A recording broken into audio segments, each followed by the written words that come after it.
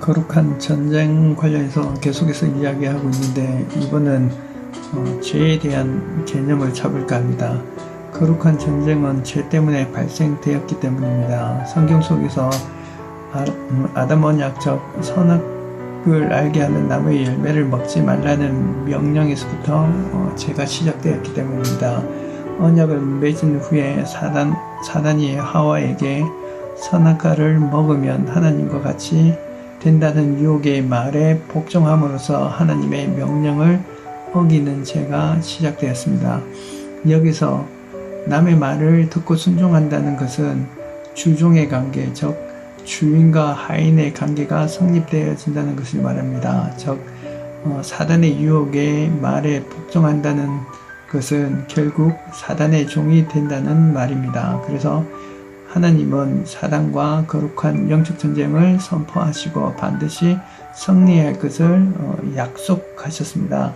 창세기 3장 15절에 내가 너희로 여자와 원수가 되게 하고 내 후손도 여자의 후손과 원수가 되게 하리니 여자의 후손은 내 머리를 상하게 할 것이요 너는 그의 발꿈치를 상하게 할 것이라 라고 이야기하셨습니다.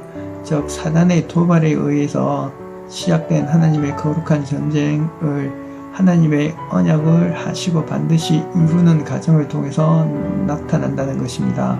즉 노아를 통해 하나님의 은혜를 입어야 한다는 것을 아브라함을 통해 하나님이 하나님의 백성을 만드신다는 것, 모세와 여호수아를 통해서 하나님이 주신 약속의 땅에 들어간다는 것을, 또한 다윗을 통해서 하나님의 대리자로서 하나님의 나라를 다스린다는 그 과정 속에서 거룩한 하나님의 전쟁의 승리가 하나님께서 속하였다는 것을, 하나님이 성립케 하신다는 것을 알 수가 있습니다. 그러나 아담의 죄, 아간의 죄처럼 이스라엘의 죄 때문에 하나님과 인간 사이에 갈라져서 하나님의 나라에 들어갈 수 없게 되고 하나님의 거룩한 전쟁에 패배가 일어나는 나무로 죄의 개념을 바로 잡는 것이 매우 중요합니다. 만약 누군가가 우리가 왜 죄인인가를 묻는다면 무엇이라고 대답할 수 있겠습니까? 죄의 개념은 히브리어로 하마르티아라는 단어의 어원에서 출발되는데 관역에서 벗어나다.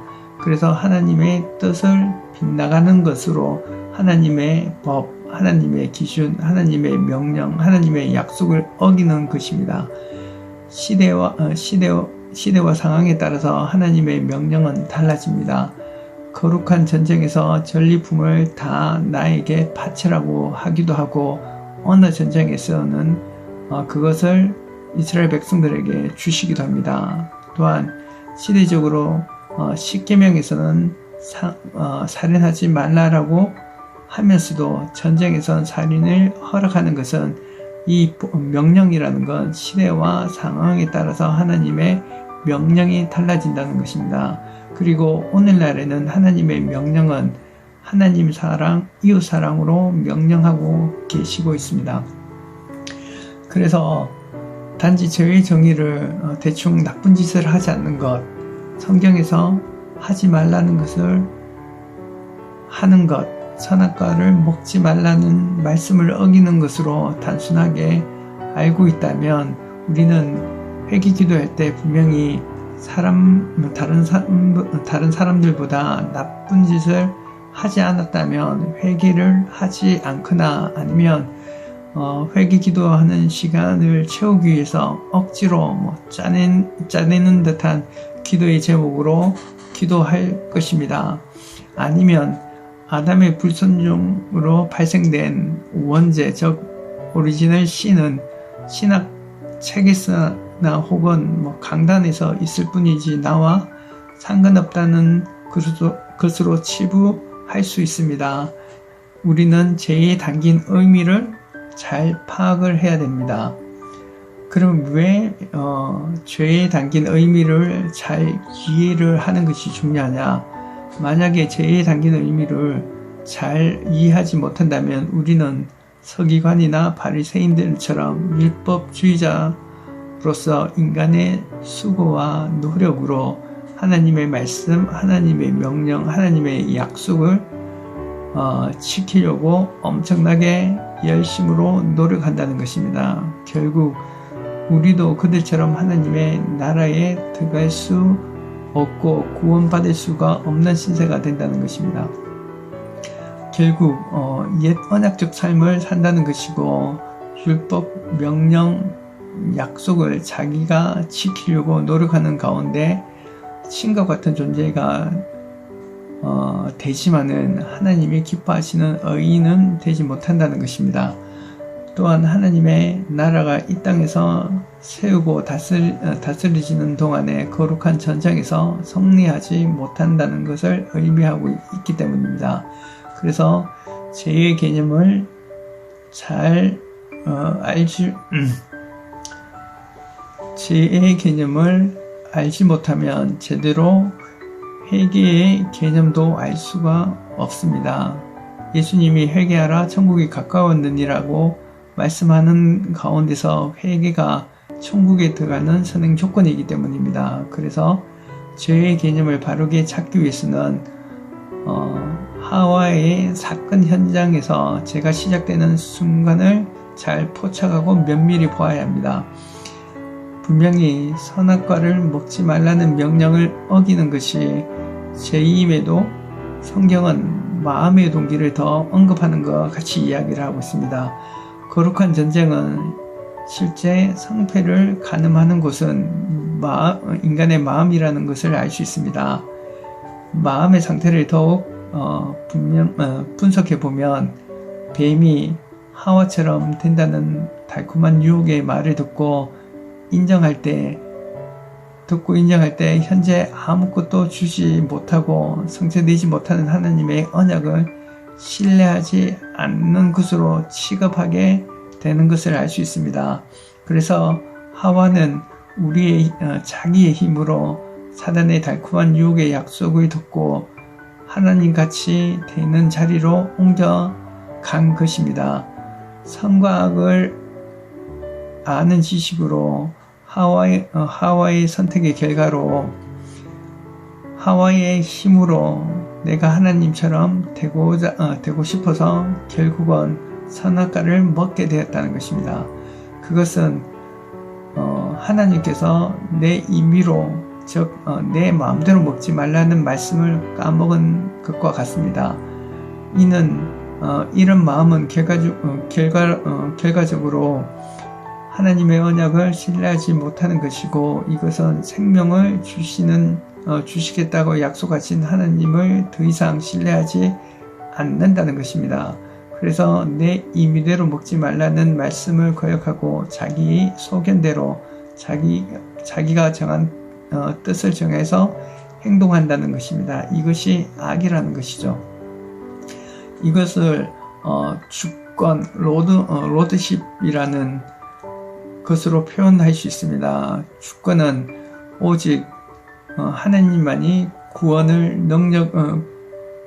능력을 가지고 계심으로 권위가 있다는 뜻입니다. 보통 우리가 주대심 혹은 주님이 왕대심을 말할 때 이것이 주권, 로드십입니다. 선악과를 먹는 행위는 하나님의 주권에서 사탄의 주권으로 전향이 되는 것입니다. 이것은 하나님의 주 되시는 것이 아니라 외관적으로는 하나님이 주로 인정되는 듯하나 실제로 하나님의 뜻대로 하나님의 방법대로 하지 않고 사단의 말을 듣고 사단의 방식대로 하는 사단의 주권 아래 있는 것입니다. 결국은 사단은 너희 뜻대로 너희 마음대로 너희가 원하는 방법대로 해서 하나님과 같은 신적인 존재가 되라고 하는 말입니다. 이것이 원죄, 죄의 본질입니다. 하나님의 주권을 부인한다는 건 쉽게 말하면 구원하는 구원하시는 하나님의 뜻을 묻지 않고 인간의 필요와 욕심에 따라서 인간이 원하는 방식, 즉 경험, 이성, 상식대로 행동하는 것입니다. 그리고 하나님처럼 우뚝 서기를 원하는 것이고 속으로 자기를 자랑하고 싶어 하는 것입니다. 이로써 구원을 베푸시는 언약의 하나님을 부인하는 것이고 생명을 주신 아버지를 부인하는 것이고 다스리는 왕을 부인하는 것을 이야기하는 것입니다. 성경은 하나님은 신실하다고 이야기하고 있습니다. 신실하다는 것은 약속하신 것을 반드시 지키려는 열심과 성실을 말합니다. 아담과 하와는 하나님의 신실하심에 대해서 신실하지 못했습니다. 신뢰하지 못했습니다. 이것이 죄의 본질이기도 합니다. 죄는 언약과 거룩한 전쟁에서 중요한 요소이자 밀접한 관계가 있습니다. 죄에 담긴 의미 속에서 하나님이 언약하시고 반드시 이루시는 신실하신 여호와 하나님을 신뢰하지 않는 것이며 또한 하나님의 거룩한 전쟁에서 패배에 있어서 인간의 죄가 발생되었다는 것입니다. 그래서 하나님을 힘써 알라고 하시는 말씀, 즉 여호와를 아는 지식이 여기서 해당되는 말씀 중에 해당되는 것입니다. 된다고 할 수 있는 거죠.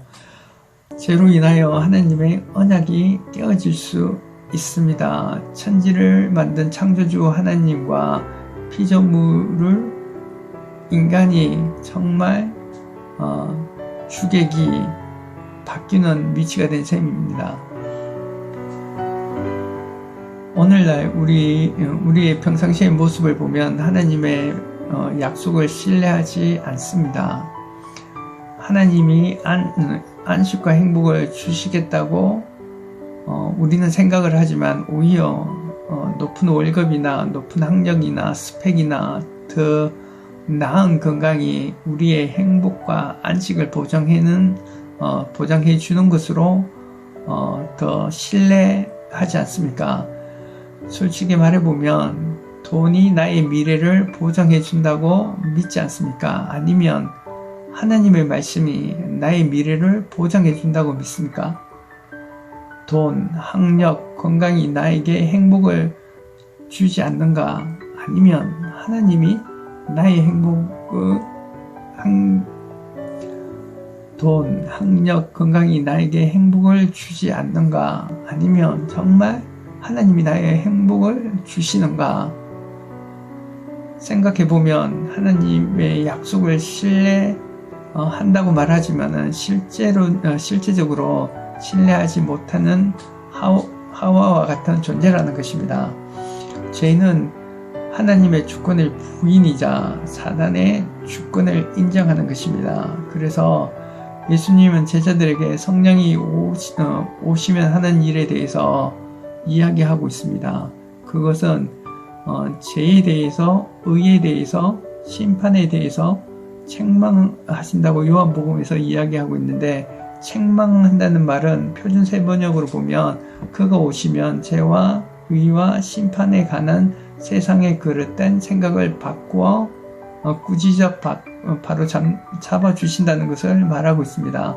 그래서 요한복음 16장 8절에서 9절을 보면 그가 와서 죄에 대하여 의에 대하여 심판에 대하여 세상을 책망하시리라. 죄에 대하여 하면 그들이 나를 믿지 아니함이요. 성령이 오시면 죄에 대해서 책망하신다는 것은 그들이 예수를 안 믿는다고 말하고 있습니다. 이는 예수를 믿지 않는다는 의미 속에 언약의 성취자로 예수님을 신뢰하지 못한다는 것과 주님의 주권을 인정하지 않는다는 의미가 포함되어 있습니다.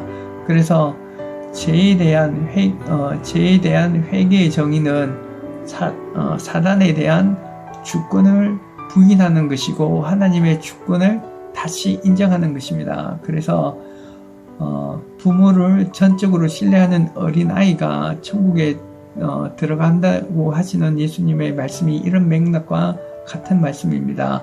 하나님의 언약을 믿고 신뢰하면 하나님의 나라에 들어간다는 것이고 영적인 거룩한 전쟁에서 승리를 한다는 것입니다. 또한 예수님이 탕자의 비유에서 말하는 것처럼 유산을 달라라고 이야기하는 건 아버지의 주권을 부인하는 것이고 다시 들어오는 것은 아버지의 주권을 인정하는 행위입니다. 그래서 또한 누가복음 18장에 낙타가 바늘로 들어가는 것이 부자가 하나님의 나라에 들어가는 것보다 쉽다라고 이야기하고 있습니다. 그때 제자들이 듣는 자들이 이르되 그런즉 누가 구원을 받을 수 있나이까 하실 때 무릇 사람이 할 수 없는 것을 하나님은 하실 수 있느니라 라고 누가복음 18장에서 이야기하고 있습니다. 하나님의 나라에 들어가는 것은 결국 하나님의 수고와 노력으로 계명을 지키는 것으로 하나님의 나라에 들어갈 수 없다라고 오직 하나님이 하신다는 것을 이야기하고 있습니다. 엄침한 사망의 골짜기를 다닐지라도 해를 두려워하지 않는 것은 하나님이 나와 함께 하심이라는 찬양의 가사처럼 하나님은 영원히 우리와 함께 하신다는 것을 약속하고 있습니다. 임마누엘 하나님이 오늘도 우리와 동행하시고 주인 되심을 하나님의 주권을 인정하는 것이 즉 하나님의 나라의 삶을 산다는 것이고 영적인 전쟁에서 이길 수 있는 승리의 원인이기도 합니다. 자, 우리가 이런 것을 잊어버리는 순간 죄가 시작된다는 것입니다. 그래서 우리는 말씀과 기도로 성령의 인도함을 받아야 합니다. 하나님의 주권을 인정해야 합니다. 오직 하나님만이 우리를 구원하는 행복과 안식으로 인도해 주는 분임을 기억해야 된다는 것입니다. 이상입니다.